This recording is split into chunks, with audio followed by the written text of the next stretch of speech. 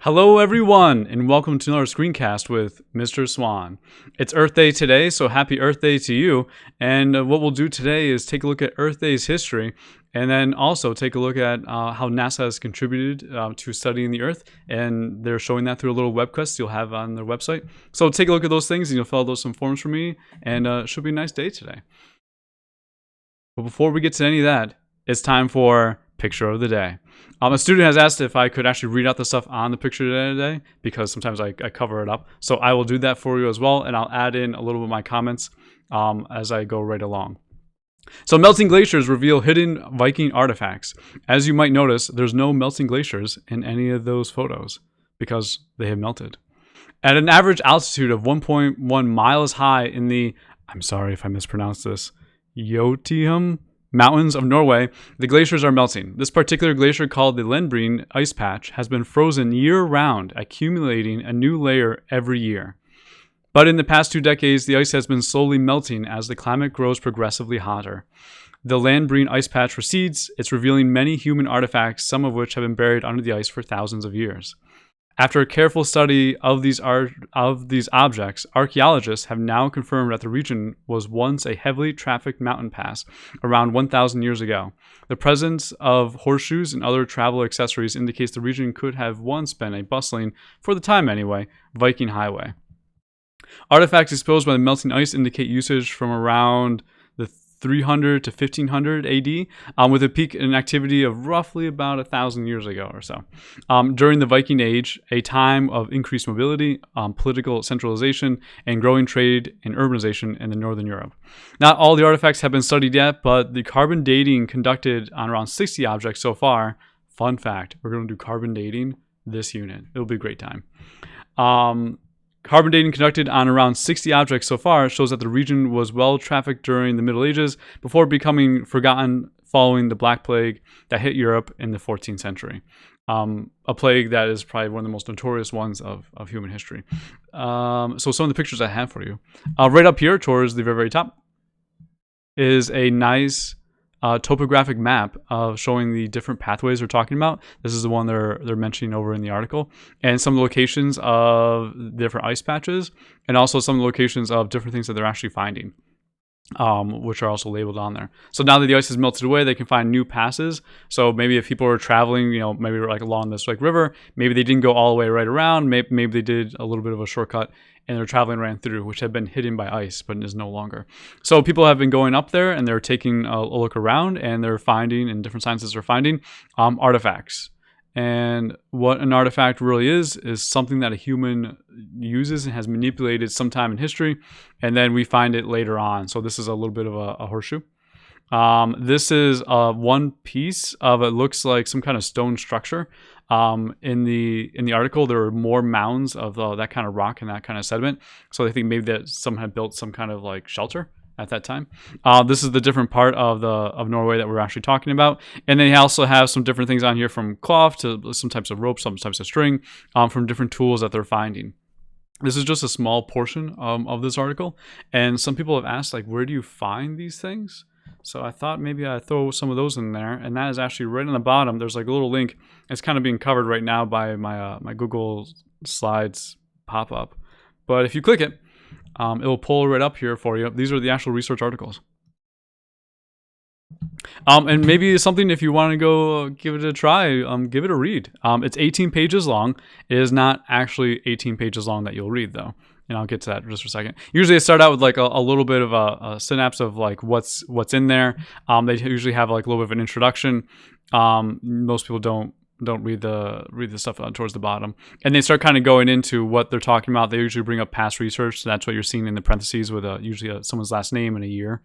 You can find those references at the end of the article, and they kind of go into like, hey, what did they do? So they're climbing up the glacier, they're looking at some of these winds, they're mapping out the territory. This is that map I was showing you about just a little bit ago in the picture of the day, and like where they're trying to find stuff, different parts of where they think the pass actually would be, labeled with numbers, and then they kind of go in. This is what I was talking about the shelter. They're finding different ones of these landmarks, and it looks like human buildings. And then finding, different, there's some animal bones over there, some different tools. Some of these I actually showed you. Some of them I didn't have enough room in there to actually show you. And it kind of goes on and on about what it is and what maybe they were using this for, and how big of a commerce area was that. And that goes on. They'll take a look at a little bit of the methodology, like how did they calibrate some of those dates of those objects. It goes into that, some more objects they actually found, some of the history of the area. And then towards the bottom, the last few pages are usually past research that has been done on something that's related to what they're doing right now. So even though the whole thing is 18 pages, it's not 18 pages of actually reading. So the references start on page 16, so definitely 1 through 15. But some of this kind of repeats itself, so you don't have to actually read it all to kind of get the main idea. This is a discussion section in particular. So if you want to, feel free to give it a go. The more you read these and these types, the better you get at kind of understanding how they work. And it will definitely help you as you go to college, where you'll actually have to start reading them and maybe even eventually writing them yourself. So what do I have for you to do today? It is Earth Day. Number one thing you should do, go outside. That's actually in here. I even wrote that in there, so I'm pretty proud of myself actually for doing that. So on this, I have a quick little history of Earth Day. I found this video. I thought it was funny. It's like 2 minutes long or so. The guy gives like a very, very, very quick rundown of what Earth Day is. I have some multiple choice questions for you to answer based upon that. If you're having trouble with one of those questions, it answers in the video. So it's not going to be super difficult, but just something to kind of keep your interest. In here is, depending on the weather, try to complete the challenge at the end of the video, which is to actually go outside, take about 15 minutes or so. They say sit down, but I think maybe kind of like maybe a walk, or maybe just kind of meander around and just take a look and just kind of appreciate the planet that we live on.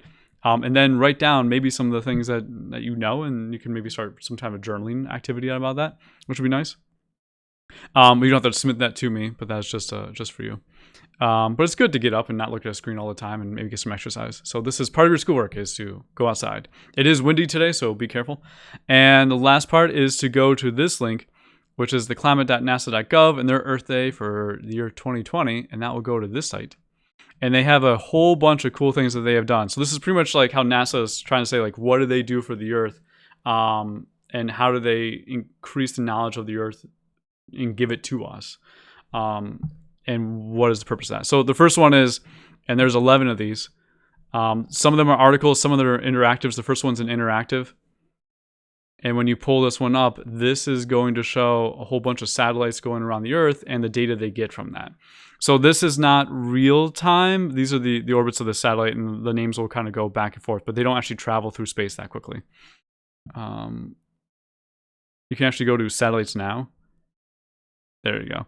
That's about how fast they're actually truly, you can rotate this. That's about how fast they're actually really traveling. It is still quick, but not as quick as the first one.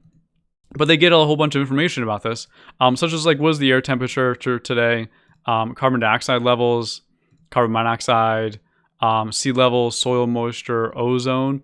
One of the things I was thinking about doing is that for picture of the day, that there was a little bit of a hole in the ozone that kind of opened up. It's going to close, but like right over here, you can actually see like where there's kind of like just that dark blue. That means like less ozone in that area. So I'll reclose. So I don't really think it was like picture of the day worthy, but I got to see it at the end, so it kind of worked out. And it kind of goes on for water vapor and gravity fields, which is actually quite interesting. So you might notice that like it's not all the same. So like they use this gravity as one thing, as you read later on, to figure out how the water in the Earth is changing, because more water means more mass means more gravity. And especially if you have like a whole bunch of water in one area, like ice, and then that is leaving, that means that the gravity in that area actually should be going down. And then maybe it's flowing more to some other areas, so maybe that area is going up. So we can actually see how water moves around our planet just by taking a look at the gravity. A little fun fact. The other neat part about this, like if you want to take a look at carbon monoxide, you can go over here where it says 3-day average on the bottom right. But if you click that and go to like the daily, it shows you something that looks like this. And this is actually how those satellites map out that data. When they actually travel over an area, like my satellite is right here. I'll show you this part in a second. They travel from like say top to bottom, and they work their way right around the sphere, kind of like going right around in a complete circle of a basketball. and they just make these really, really big, ginormous circles, and they get like that band of that data for that time that they traveled over. So if you wanted to see all the carbon monoxide and have a picture of it for the entire day of April 21st, you would have to wait until April 22nd, so the next day. So we can look at yesterday's. And then this is like in progress of it going on. You can't see it all at exactly the same time, the same second.